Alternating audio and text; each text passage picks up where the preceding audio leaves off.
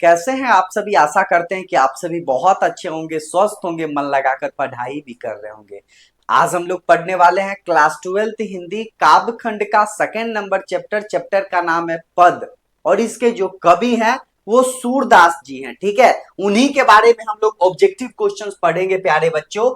बहुत ही ज्यादा इंपॉर्टेंट आज का यह वीडियो है ऑब्जेक्टिव के लिहाज से। यहां से आपके बोर्ड एग्जाम्स में क्वेश्चंस पूछे जाते हैं, यानी कि इस चैप्टर से जितने भी ऑब्जेक्टिव क्वेश्चंस बन सकते हैं वो सब चीज हम लोग लेकर आए हैं। साथ साथ आपके एग्जाम्स में जो क्वेश्चंस आ सकते हैं वो क्वेश्चंस भी यहां देखने को मिलेंगे। इसलिए आपको यह वीडियो देखना बहुत ही ज्यादा इंपॉर्टेंट है। तो चलिए हम लोग शुरुआत कर लेते हैं।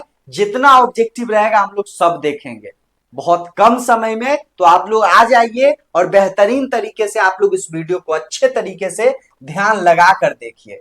पहला नंबर क्वेश्चन देखिए क्या लिखा गया है बाबू कि सूरदास की रचनाओं की भाषा क्या है।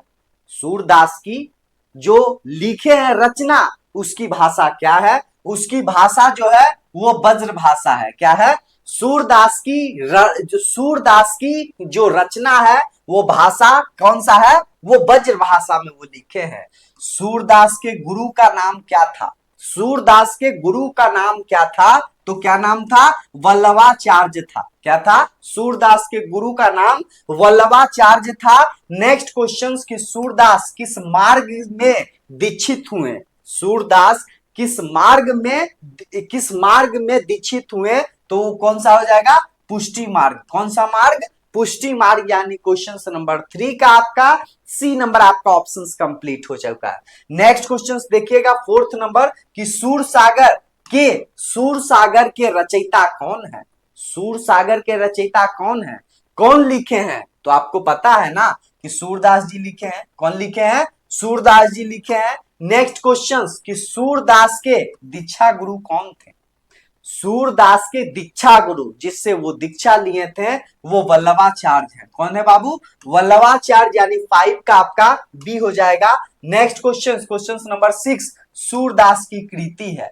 सूरदास की कृति क्या है? साहित्य लहरी। क्या है बाबू? साहित्य लहरी। ये 4 ऑप्शंस में से साहित्य लहरी जो है वो सूरदास जी की कृति है। समझ में आ रहा है ना? नेक्स्ट क्वेश्चन देखिएगा कि सूरसागर किस भाषा में वो लिखा गया है। सूरसागर किस भाषा में वो लिखा गया है बाबू? वो आप लोगों को बताना है।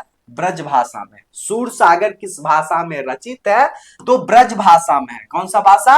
ब्रज भाषा। नेक्स्ट क्वेश्चन कि सूरदास के संकलित पदों में कौन सा रस है? सूरदास के संकलित पदों में कौन सा रस है? 8 नंबर क्वेश्चन का हो जाएगा आपका वात्सल्य रस है। कौन सा? वात्सल्य रस है सूरदास के संकलित पदों में। ठीक है, 8 का आपका B. Next question 9 number Vallabhacharya से मिलने से पूर्व सूरसागर किस भाव के पद गाते थे? किस भाव के पद गाते थे? यानी वल्लभाचार्य से मिलने के पूर्व सूर किस भाव के पद गाते थे? तो हो जाएगा दैन्य पद। कौन सा? दैन्य पद। ठीक है। नेक्स्ट क्वेश्चन देखिएगा कि सूरसागर किसकी रचना है? सूरसागर किसकी रचना है? सूरदास की रचना है। ठीक है। नेक्स्ट क्वेश्चन देख लीजिए क्या है कि द्वितीय पद में किस खाद्य पदार्थ का उल्लेख नहीं किया गया है? द्वितीय पद में किस जो है वो खाद्य पदार्थ का उल्लेख नहीं किया गया है। किससे नहीं किया गया है बाबू? इसका ऑप्शन हो जाएगा अपूप से। ठीक है, अपूप से नहीं किया गया है, बल्कि दही माखन मिश्री से किया गया है। नहीं है तो अपूप लगाना है 11 का डी। क्या लिखा गया है? 12 नंबर क्वेश्चन देखिएगा मेरे प्यारे स्टूडेंट्स। 12 नंबर क्वेश्चन यही है कि तमचूर का अर्थ होता है। तमचूर का अर्थ होता है मुर्गा। क्या होता है? मुर्गा। नेक्स्ट क्वेश्चन देख लीजिएगा भगवान श्री कृष्ण किस कवि के पूज्य थे? भगवान श्री कृष्ण जो किस कवि के पूज्य थे? तो किसके? सूरदास के। कौन से बाबू? सूरदास। नेक्स्ट क्वेश्चन क्या लिखा हुआ है? क्वेश्चन नंबर 14 क्या लिखा हुआ है? कन्या। कन्या का अर्थ होता है, कन्या का अर्थ होता है क्या होता है बाबू? गोद होता है। क्या होता है?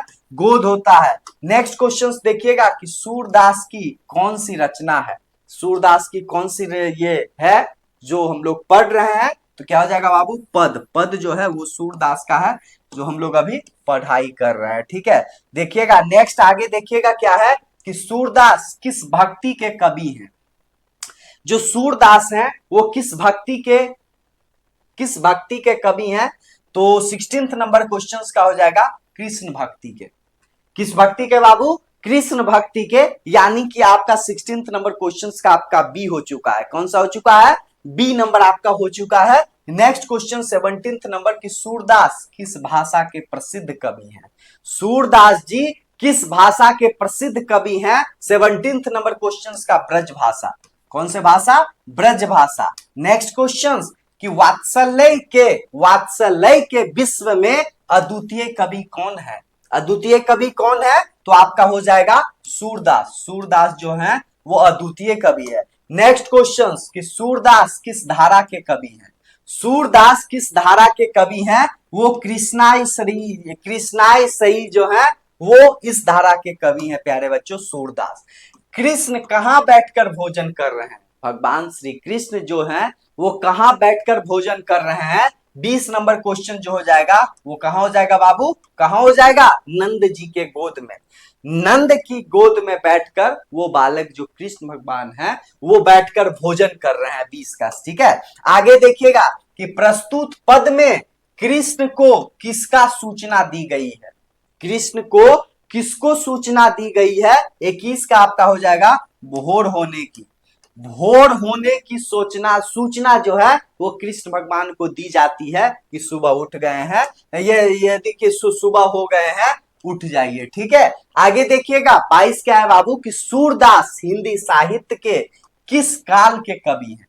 क्या लिखा हुआ है? सूरदास जो है ना वो हिंदी साहित्य के किस काल के कवि हैं? किस काल के? भक्ति काल के कवि हैं। कौन सा काल? 22 का आपका हो जाएगा बी नंबर आपका ऑप्शन करेक्ट है। 23 नंबर क्वेश्चन की कौन सी रचना सूरदास की नहीं है। ये चार ऑप्शंस में बताइए कि कौन सी जो है वो रचना सूरदास की नहीं है। लहरी। क्या हो जाएगा बाबू? साहित्य लहरी जो है वो सूरदास की नहीं है। साहित्य लहरी नहीं हो जाएगा, साहित्य लहरी तो है ही। क्या हो जाएगा? डी नंबर हो जाएगा सतसई। सतसई हो जाएगा। ठीक है, डी नंबर आपका ऑप्शन टिक लगाइएगा अच्छे से। कौन सी रचना सूरदास की है? कौन सी रचना सूरदास की है? तो ऑप्शन नंबर आपका हो जाएगा बाबू सूरसागर। क्या हो जाएगा? सूरसागर हो जाएगा। नेक्स्ट क्वेश्चन कि सूरदास किस चीज की भूख में है। सूरदास को किस चीज का भूख है? तो भूख जो है उनको क्या है? कृष्ण की जूठन की। कृष्ण भगवान की थोड़ा सा भी जो जूठन है, जुट्ठा, उसका उनको भूख है। ठीक है, किनको? सूरदास को। नेक्स्ट क्वेश्चन देखिएगा कि सूरदास के अनुमानित जन्म तिथि क्या है। सूरदास का अनुमान जो लगाया जा रहा है 1478, यानी कि आपका हो जाएगा बी नंबर आपका ऑप्शन करेक्ट। नेक्स्ट क्वेश्चन कि निम्नलिखित में कौन सा कवि अष्टछाप का नहीं है। अष्टछाप का कौन सा नहीं है वो आपको बताना है। 27 का आपका क्या हो जाएगा? सी नंबर हो जाएगा जायसी। जायसी जो है वो अष्टछाप के कवि जो है नहीं है। नेक्स्ट क्वेश्चन कछुक खात कछुत धरनी गिरावत। ये क्या मतलब है बाबू? कि कुछ खाते हैं, कुछ जो है वो भुइया में जमीन में वो खाना को गिराते हैं। कछुक खात कछुत धरनी गिरावत छवि नरखती नंद रानिया में कौन सा अलंकार है। यह जो छवि है नंद की रानियां, उनकी माँ, ठीक है, वो सब देख रही है, इसमें कौन सा अलंकार है? इसमें जो है ना ये अनुप्रास अलंकार है। कौन सा बाबू? अनुप्रास अलंकार है। 28 का आपका डी। नेक्स्ट क्वेश्चन क्या है बाबू कि अंबल कुसुम फूले नर नारी सुर श्यामा में कौन सा अलंकार है? इसमें है, इसमें कौन सा हो जाएगा? आपका डी नंबर हो जाएगा यमक, ये अलंकार है। नेक्स्ट क्वेश्चन 30 नंबर क्वेश्चन साहित्य लहरी किनकी रचना है। साहित्य लहरी जो है वो सूरदास की रचना है। किसकी है? सूरदास की रचना है। नेक्स्ट क्वेश्चन कि सूरदास की रचनाओं की भाषा क्या है। सूरदास की क्या लिखा हुआ है? सूरदास की रचनाओं का भाषा क्या है? तो ब्रज भाषा है। कौन सा भाषा है? ब्रज भाषा है। नेक्स्ट क्वेश्चन कि सूरदास के गुरु का नाम क्या था। सूरदास के गुरु का नाम क्या था बाबू? विठलाचार्य। क्या है? विठलानाथ। ठीक है, विठलानाथ है, विठलानाथ नहीं है बाबू, ये वल्लभाचार्य है। क्या हो जाएगा?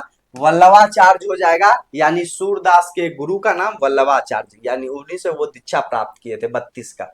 नेक्स्ट क्वेश्चन, और ये लास्ट क्वेश्चन है 33 नंबर, कि सूरदास किस मार्ग में दीक्षित हुए थे? सूरदास किस मार्ग में दीक्षित हुए थे? तो पुष्टि मार्ग। क्या हो जाएगा? पुष्टि मार्ग, यानी ऑप्शन नंबर आपका 33 का आपका सी हो चुका है। अब आप लोग बताइए कि 33 में से आपको जो है वो कितना सही हुआ है प्यारे बच्चों? क्या कीजिएगा आप लोग, 33 में से आपका जो है वो कितना सही हुआ है, आप कमेंट कर कर मुझे अवश्य बतलाइएगा, क्योंकि आपके लिए मैं हर एक एक क्वेश्चन लाया हूं प्यारे बच्चों, ताकि आपका एक भी क्वेश्चन छूटे नहीं। कहीं से भी क्वेश्चन आएगा तो क्वेश्चन आपका बन जाएगा। तो आपसे निवेदन रहेगा कि आप इस वीडियो को जितना ज्यादा हो सके आप लोग जो है वो शेयर कीजिए, ताकि जो है वो हेल्प हो पाए सभी लोगों को। नंबर मैं लिख देता हूं पीडीएफ नोट्स लेने के लिए, 7667 140 और 322। इस नंबर पर आप लोग जो है वो कॉल व्हाट्सएप कर सकते हैं नोट्स पीडीएफ लेने के लिए। और मैंने आप लोगों को बता ही दिया कि 95+ आप लोगों को नंबर जो है वो हासिल करना है बाबू अपने 12th के बोर्ड एग्जाम्स में हिंदी सब्जेक्ट में। ऐसे ओवरऑल मिलाकर यदि बात किया जाए 450+, 450+ सभी स्टूडेंट, चाहे साइंस वाले रहिए, आर्ट्स वाले, कॉमर्स वाले, बॉयज या गर्ल, कोई भी जो देख रहे हैं विद्यादायनी से पढ़ रहे हैं, उतना तो स्कोर करना ही पड़ेगा आपको। समझ में आ रहा है ना? तो अच्छे से पढ़ाई कीजिए मन लगाकर, और ज्यादा से ज्यादा वीडियो को शेयर कर दीजिए, ताकि बच्चों को, ठीक है, अच्छे से पहुंच पाए, आराम से पढ़ पाए। और सबसे बड़ी अपडेट है, जो कि आप लोग पढ़ना चाहते हैं एक बगल से, तो विद्यादायनी यूट्यूब चैनल पर ही प्लेलिस्ट सेक्शंस में जाकर आप लोग गद्य खंड का अलग है प्लेलिस्ट, काव्य खंड का अलग है, व्याकरण का अलग है, कहीं से भी आप लोग जाकर आराम से पढ़ाई कर सकते हैं। एक बगल से पढ़ना है तो एक बगल से पढ़िए, कहीं छूट गया है कोई चैप्टर नहीं समझ में आता है, या फिर से पढ़ना है या भारी लगता है, तो फिर से जाकर वो चीज पढ़ लीजिए। तो आपके लिए तो अवेलेबल है ही सब चीज, तो दिक्कत नहीं होनी चाहिए। बेहतरीन तरीके से पढ़िए ना, सब कुछ समझ में आएगा, और ये सब जो लक्ष्य है, ये सब जो काम है, वो पूरा हो जाएगा प्यारे बच्चों। ठीक है, तो आज के लिए इतना ही। बहुत बहुत धन्यवाद। आप लोग कमेंट कर जरूर बताइए कैसा लगा यह वीडियो मेरे प्यारे स्टूडेंट्स।